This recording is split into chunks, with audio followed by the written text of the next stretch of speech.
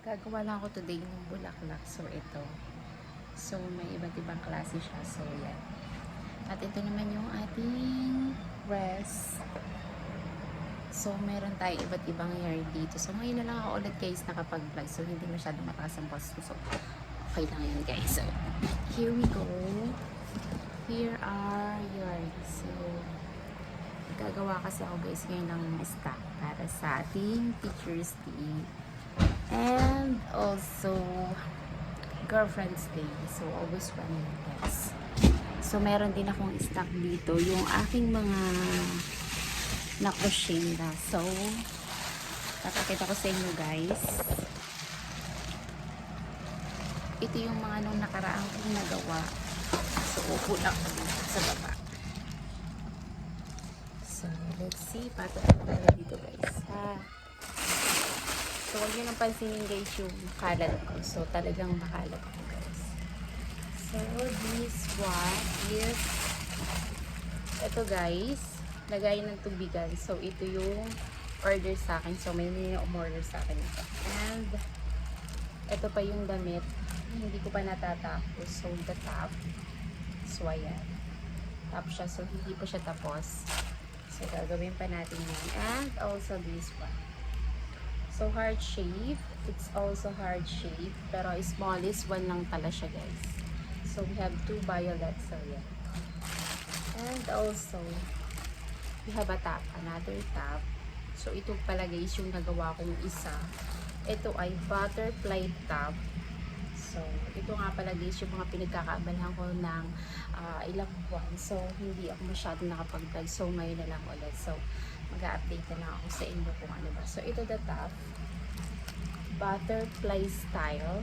So, yan. So, ito yung top na nawan na nagawa ko. So, combination of pink and violet. So, we have also for the kids top. So, this one, the granny style. So, mayroon tayong style ng granny. So, yan. Ito guys, order din to. Another one is for the tumbler, ngayong pasukan. So, kailangan nila guys yan. And, marami akong stock ng carnation. So, yan. Lalagay ko dito. So, ito nga pala guys, yung mga nagawa ko ng iba. Kasama pala yung chocolate. So, sorry naman guys. So, ito guys. Yan. So, mga combination lang siya guys. Mga flower lang siya. Kasi kailangan ko talaga guys mag-stock ng madami. Kasi hindi natin masasabi pag may occasion, so marami yung umu-order. Kaya, yan. So, we have also here na lagi kong ginagamit. Crochet din siya, guys. So, this one, the hats. That one is my favorite one. So, ito. Pag umulan, guys, lagi kong gamit yan. So, yeah. And another one for the tumbler. So, ito yung gagamitin, guys, ng aking anak ngayong pasukan. So, meron tayong dalawang brown and also we have dark blue. So, ordered din pala to guys. So, we have 3 order. So, yan. Ito guys. Pakita ko sa iyo. These 3 order na to guys. So, ito yung magiging bakante ko. So, ito guys is magiging akin to. Itong violet and this brown is mapupunta sa akin.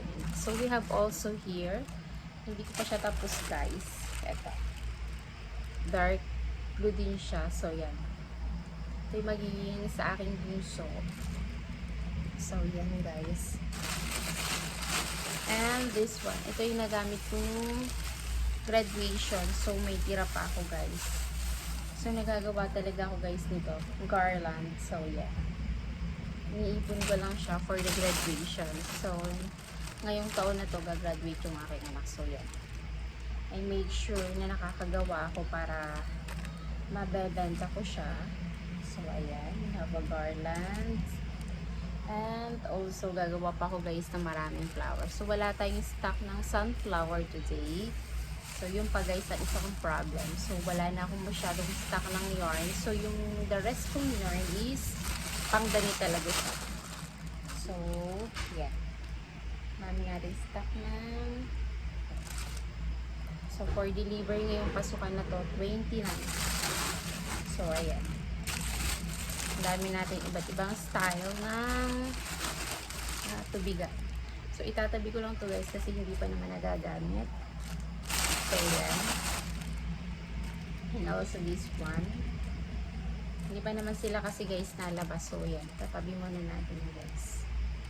So, gusto ko pala guys ipakita sa inyo yung aking big flower crochet. So, wait lang guys ha. Kukunin ko lang.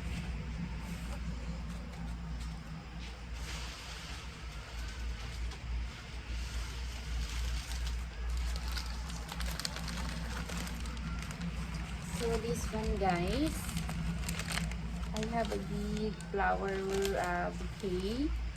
So, yan. Combination of white, lavender, and light violet. So, ayan guys. So, laki niya guys. So, yan. Kaya, ito guys talaga yung pinagkakabalahan ko. So, mga nakaraang buwan. So, yan.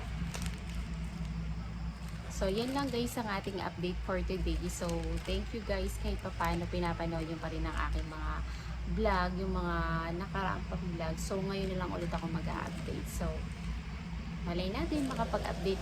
Yun na lang lagi guys yung sabi ko mag-update at box. Pero hindi ako makakapag-update. So, back to school na ulit yung mga bata. Ngayong 29. So, July 29.